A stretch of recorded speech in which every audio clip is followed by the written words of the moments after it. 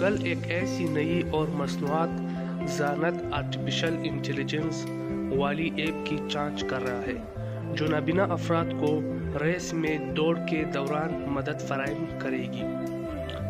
Media reports کے مطابق یہ جدید ایپ بینائی سے محروم لوگوں کو آڈیو اشارے سے رہنمائی فراہم کرے گی، جس کے تحت نابینا افراد بغیر کسی معاون کے دوڑ سکیں گے۔ یہ جدید ایپ ابھی ابتدائی مراحل میں ہے اور اسے استعمال کرنے کے لیے نابینا افراد اپنے اینڈرائڈ فون کو کمر سے اٹیچ کریں گے اور یہ فون ایپ کے ساتھ کنیکٹ ہوگا۔